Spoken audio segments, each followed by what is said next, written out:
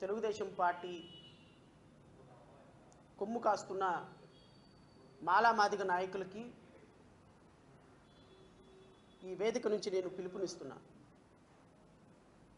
జాతి మొత్తానికి మీరు చేస్తున్నటువంటి ద్రోహం, భావితరాలకి మీరు చేస్తున్నటువంటి ద్రోహం, అంబేద్కర్ రాజ్యాంగానికి మీరు చేస్తున్నటువంటి ద్రోహం, ఈరోజు కూటమి ప్రభుత్వ బూట్లు నాకుతూ వాళ్ళు ఇచ్చే పదవుల కోసం రోజు ప్రెస్ మీట్లు పెట్టి నిజంగా జాతిలో జరుగుతున్నటువంటి అన్యాయాన్ని మీ నోటి మాట ద్వారా దేవుడిచ్చినటువంటి టాలెంట్ మాకు ఉంది కదా, మేము ఏది మాట్లాడినా సరిపోతుందిలే అని యూట్యూబర్ల దగ్గర నుంచి చోటా మోటా నాయకుల దగ్గర నుంచి ప్రభుత్వాన్ని మీరు కాపాడుతున్నటువంటి వైనం గుర్తుపెట్టుకోండి. 2029లో ఈ రాష్ట్రంలో తెలుగుదేశం పార్టీ భూస్థాపితం కాబోతుందన్న విషయం మాత్రం గుర్తుపెట్టుకోండి. మీలాంటి వ్యక్తులకి ఆశ్రయం ఇచ్చే ఏ రాజకీయ పార్టీని కూడా, ఎస్సీ వర్గీకరణకి సపోర్ట్ చేసినటువంటి ఏ రాజకీయ పార్టీని కూడా, అది ఏ రాజకీయ పార్టీ అయినా సరే, ఈ రాష్ట్రంలో ఈ దేశంలో పక్క రాష్ట్రంలో భూస్థాపితం చేయకపోతే మాల జాతి దళిత జాతి నాయకుల్ని దళిత జాతి బిడ్డలుగానే గుర్తించరు. అత్యంత దుర్మార్గకరమైనటువంటి చట్టం, అత్యంత దుర్మార్గకరమైనటువంటి అనాలిసిస్.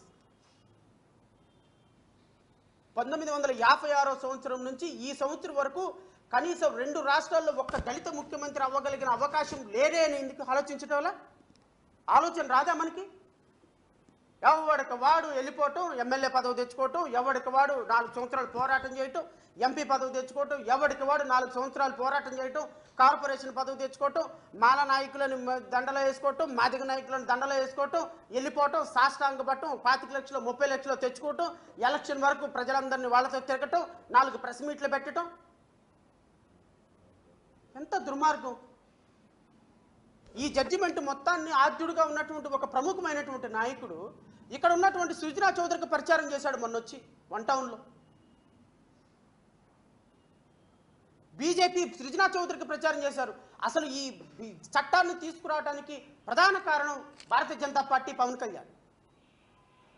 ఈ సుప్రీంకోర్టు జడ్జిమెంట్ రావడానికి ప్రధాన కారణం భారతీయ జనతా పార్టీ, దానికి సపోర్ట్ చేస్తున్నటువంటి జనసేన పార్టీ. ఈ ఓవరాల్కి మొత్తానికి ఆద్యుడు చంద్రబాబు నాయుడు. చంద్రబాబు నాయుడు ఎప్పుడో చెప్పాడు, నేను మాదిగలకి సపోర్ట్, నాకు మాల ఓట్లు అవసరం లేదు, సిగ్గులేని మాల నాయకులు సిగ్గులేని మాల ఓట్లలో చంద్రబాబు నాయుడు కోటేస్తున్నారు. ఆయన ఎప్పుడో చెప్పాడు. He's very clear and I'm very sorry. అసలు చంద్రబాబు నాయుడు గారిని విమర్శించడం కూడా పొరపాటు. Because he's very clear. ఆయన ఏం అబద్ధాలు చెప్పలా, ఆయన ఏ విధంగానూ అబద్ధాలు చెప్పలా.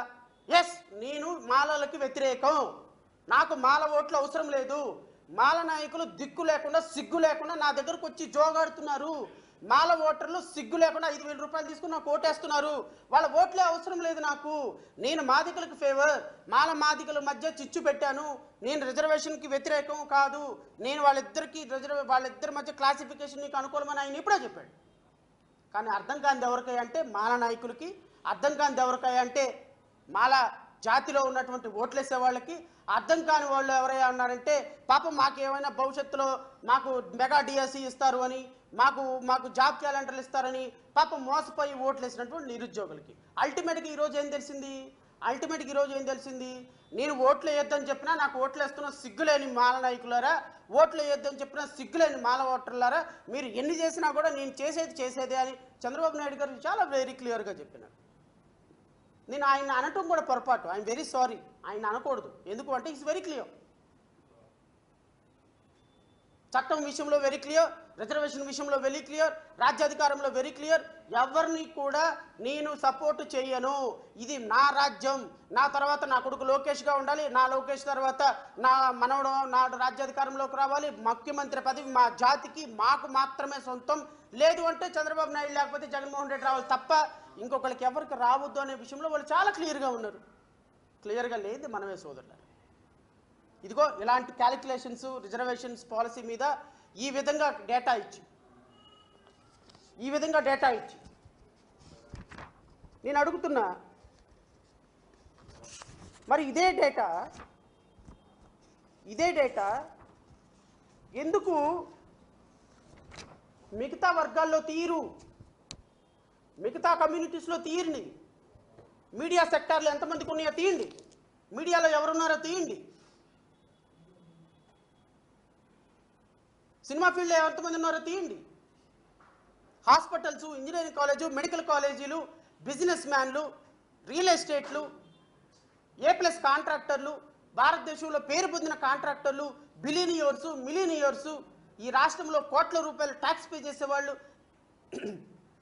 ఎంతమంది ఉన్నారో తీయండి. దానికి ఒక కమిటీ వేయండి. సుప్రీంకోర్టు న్యాయమూర్తులు ఎంతమంది ఉన్నారు, వాళ్ళ పాపులేషన్ ఎంత, హైకోర్టు న్యాయమూర్తులు ఎంత ఉన్నారు, వాళ్ళ పాపులేషన్ ఎంత, జిల్లా స్థానంలో న్యాయమూర్తులు ఎంతమంది ఉన్నారు, వాళ్ళ పాపులేషన్ ఎంత, హైయెస్ట్ అథారిటీస్లో ఎవరున్నారు, వాళ్ళ పాపులేషన్ ఎంత తీయండి. ఈ డేటా తయారు చేయండి. దాని ప్రకారంగా కూడా సమాన నిష్పత్తిలో పంచండి. ఎందుకు అంటే 3% ఉన్నటువంటి మేము 97% ఉన్నటువంటి వ్యక్తులు పరిపాలించాలి. 4% ఉన్నటువంటి మేము 96%గా ఉన్నటువంటి వ్యక్తుల్ని రూల్ చేయాలి. ఇదిగో నీకు ₹1 తినుపో ముష్టి. పోకిరి సినిమాలో ఆలీకి వేస్తాడు చూసా ముష్టి బ్రహ్మానందం, తినుపో ₹1 పండగ చేసుకోపో అని. కానీ మనవాళ్ళు అలీలాగా ₹1 ఏం పండుగ చేసుకోవాలరా, ₹1 ఏం పండుగ చేసుకోవాలని అడగటంలా. అమ్మో మా దయగల మహారాజు ₹1 ఇచ్చాడు, ఇంకా మాకే ఈరోజు సంక్రాంతి పండుగ, ఈరోజు దసరా పండుగ, మాకు ఈరోజు ఈస్టర్ పండుగ అని ఆ ₹1 తీసుకొని కళ్ళగత్తుకుని వెళ్ళిపోతున్నటువంటి జనాలు ఉన్నప్పుడు ముష్టి వేస్తానే ఉంటాడు బ్రహ్మానందం లాగా, ముష్టి ఎత్తుకుంటానే ఉండాలి. ఆ ₹1 చాలా గొప్ప అని భావించేటువంటి వ్యక్తులు, కార్పొరేషన్ పదవి, చిన్న పదవులు, నిన్నంట 30 కోట్ల రూపాయలంట పాస్టర్లకు రిలీజ్ చేశారంట. 30 కోట్ల రూపాయల గౌరవ వేతనం ఒక్కొక్క పాస్టర్కి 30. ఈ సిగ్గులని యదవులందరూ వచ్చి ప్రెస్ మీట్ పెట్టి 30 కోట్ల రూపాయలు రిలీజ్ చేశారు, 30 కోట్లని. ఒరే పిచ్చనాయాళ్ళారా, 30 కోట్ల రూపాయలు పాస్టర్లకు రిలీజ్ చేశారని సంకలు కొట్టి ప్రెస్ మీట్లు పెట్టే మీరు విశాఖపట్నంలో ఒకే ఒక ప్రాజెక్టులో 15,000 కోట్ల రూపాయలు ఉన్నటువంటి ప్రాజెక్టుని ఎకరం 99 పైసలకు లీజుకి ఇచ్చారు. ఆ విషయం చూసుకోండి. TCSకి లీజుకి ఇచ్చారు కదా. విశాఖపట్నం స్టీల్ ప్లాంట్ని 1,20,000 కోట్ల రూపాయలు ఉన్న స్టీల్ ప్లాంట్ని ఒక చిన్న స్లాబ్ కరెంటు బిల్ వేసి 500 కోట్ల రూపాయలు ఒక్క నెలలో 500 కోట్ల రూపాయలు కలెక్ట్ చేశారు కదా. దాని మీద మాట్లాడండి. 30 కోట్ల రూపాయల పాస్టర్లకు రిలీజ్ చేశారంట, గొప్పగా సంకలు గుర్తుకుంటున్నారు. ఎవరి డబ్బులు? చంద్రబాబు నాయుడు గారి డబ్బులా, నారా లోకేష్ డబ్బులా, కాయ కష్టం చేసి రక్తాన్ని చెమటగా మార్చి సంపాదించిన డబ్బులా, లేకపోతే హెరిటేజ్లో పెట్రోల్ పెట్టుబడుల నుంచి వచ్చినటువంటి ప్రాఫిట్ తీసుకొచ్చి ఆంధ్రప్రదేశ్ రాష్ట్ర ప్రజలకు ఇచ్చారా? ఎవరి డబ్బులు ఇచ్చారు? నేను కట్టే డబ్బులు, నువ్వు కట్టే డబ్బులు. ఇదో నా విలేకరు సోదరులు ఇప్పుడు వెళ్తే కిందకి వెళ్ళి ఒక ₹20 పెట్టి కూల్ డ్రింక్ తాగితే ₹2 గవర్నమెంట్కి వెళ్తుంది. ఆ డబ్బులు ఇదిగో ఇక్కడ పక్కన కూర్చొని ఏసీ వేసుకొని పెట్టుకున్నాను కదా నేను ప్రెస్ మీటు. ఈ ఏసీ వేసి పెట్టుకున్నందుకు నేను కట్టేటువంటి ₹20,000లో ₹15,000 మాత్రమే నిజమైన టారిఫ్, ₹5,000 ట్యాక్స్ వెళ్తుంది. ఆ డబ్బులు పాస్టర్లకు ఇస్తున్నా, నీకు ఇస్తున్నా, నాకు ఇస్తున్నా. చంద్రబాబు నాయుడు వాళ్ళ అబ్బ సంపాదించిన సొత్తులోంచి తీసుకొచ్చేమివ్వడు, నారా లోకేష్ వాళ్ళ అబ్బ సంపాదించినటువంటి జీతంలో నుంచి వివరాన్ని మాత్రం గుర్తుపెట్టుకోండి. ప్రెస్ మీట్లు పెట్టే ఎదవలకు చెప్తున్నా, ఈ రాష్ట్ర ప్రభుత్వాన్ని మోసే ఎదవలకు చెప్తున్నా. ప్రతి సందర్భంలో ఈ రాష్ట్ర ప్రభుత్వాన్ని భుజానికి వేసుకొని వచ్చి దళిత జాతి మొత్తాన్ని తాకట్టు పెట్టాలనుకున్న ప్రజాప్రతినిధులకు చెప్తున్నా. అసెంబ్లీలో చప్పట్లు కొట్టి ఆ మినిస్టర్ పదవి ఎందుకు వచ్చిందో కూడా తెలియని బాలవీరాంజనేయ స్వామికో వీరాస్వామికో ఆ మొహానికి చెప్తున్నా, ఆ ఎర్రి పుష్పానికి చెప్తున్నా. మీరు మినిస్టర్లుగా, ఎమ్మెల్యేలుగా, ప్రజాప్రతినిధులుగా, నాయకులుగా ఈరోజు రాష్ట్రంలో ఇలాంటి దుర్మార్గకరమైనటువంటి చట్టాలను తీసుకొస్తుంటే, ఇలాంటి దుర్మార్గకరమైనటువంటి చట్టాలను తీసి దళిత జాతి మొత్తాన్ని నాశనం చేస్తుంటే, ఈ కూటమి ప్రభుత్వానికి సపోర్ట్ చేస్తున్నటువంటి వ్యక్తుల్ని ఇంకా మీరు సపోర్ట్ చేస్తుంటే ఏం మాట్లాడాలి? మా ఆక్రోశం ఎలా వెళ్ళగక్కాలి? మళ్ళీ ఎలక్షన్ వచ్చేటప్పటికి మొత్తం నాయకులందరూ వాళ్ళ దగ్గరికి చేరిపోతారు. నేను ప్రజలను కోరుతున్నా మీ ద్వారా, ఎందుకంటే ప్రజాస్వామ్యంలో ప్రజలే పాలకులు, ప్రజాస్వామ్యంలో ప్రజలే న్యాయ నిర్ణేతలు. ఈరోజు తెలంగాణలో, ఆంధ్రప్రదేశ్లో దాదాపుగా 1 కోటి పైన ఉన్నటువంటి దళిత జాతి మొత్తాన్ని నిర్వీర్యం చేసి ఈ జాతి ప్రయోజనాలను తాకట్టు పెట్టి ఈరోజు వందల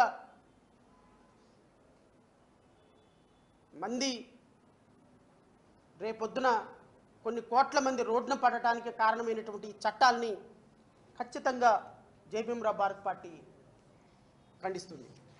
ఈ చట్టాలని ఇప్పటికే న్యాయస్థానాల్లో పోరాటం చేయడానికి, అవసరమైతే సుప్రీంకోర్టు దాకా వెళ్ళటానికి, రాష్ట్ర అత్యున్నత న్యాయస్థానంలో న్యాయం జరిగినా జరగకపోయినా, ఎందుకంటే శంఖంలో పోస్తే కానీ తీర్థం కాదు కాబట్టి ఖచ్చితంగా న్యాయస్థానాల్లో వీటిని పోరాటానికి న్యాయస్థానాల్లో పోరాటం చేయాలి. న్యాయస్థానాలను మాత్రమే పోరాటం చేయాలి. రాష్ట్ర అత్యున్నత న్యాయస్థానంలో ఓడిపోయినా మా పోరాటం సుప్రీంకోర్టు వరకు కొనసాగుతుంది, ఖచ్చితంగా కొనసాగి తీరుతుంది. రాబోయే కాలంలో సుప్రీంకోర్టు వరకు ఎన్ని సంవత్సరాల పోరాటమైనా సరే చేస్తామని నేను రాష్ట్ర ప్రజలకి మీ ద్వారా తెలియజేస్తున్నా. ఎందుకు చేయాలి? ఇది ఒక ప్రశ్న. ఎందుకు చేయాలి అంటే, ఈరోజు రాష్ట్రంలో